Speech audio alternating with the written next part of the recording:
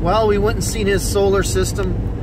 He'd cleaned the snow off his panels and stuff. He was trying to make what power he could from the sun. He was making maybe 200 watts, 280 watts tops.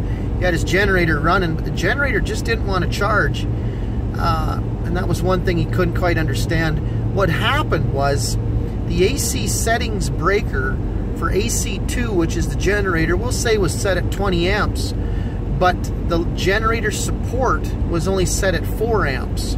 So because he had a few loads turned on, generator never went into charge because it was greater than 4 amps. Therefore, it shuts the charger off, passes the power through, and tries to power all the loads off the generator.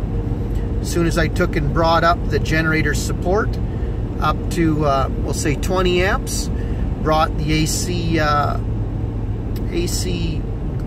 generator 2 breaker up to 25, boom, she starts charging like crazy. So that's really all it was. Then I started poking through it. I hooked my laptop up to it right away so I could see it, you know, his profile, I call it on the LAN. So I hooked my laptop up to it, cycled it through a Wi-Fi router so I get an IP address, plug in a USB, get the IP, and then I can see his profile of what he's been doing on days gone by. And noticed something really strange I've never seen before, and it was a failure or a mistake that we made at CBI Solar. We hooked up the SOC meter, state of charge meter, up backwards. So whenever his batteries were dead, they would say that they're fully charged. And whenever he's charging them, he would say they were dead. So we made a big mistake there. I switched that around. It's going to take a couple days just to kind of even itself out and get the batteries charged back up and stuff. But he's up and running. He was running when we got there, so he's making power and using his system appropriately.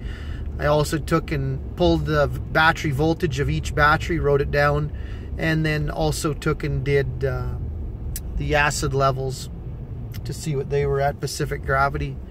So just driving through a small little community town now on my way home. Little town of Caroline, Alberta. Anyways, he's up and running. Sun's shining a little bit. We'll talk to you later. And it's still -8. Still -18.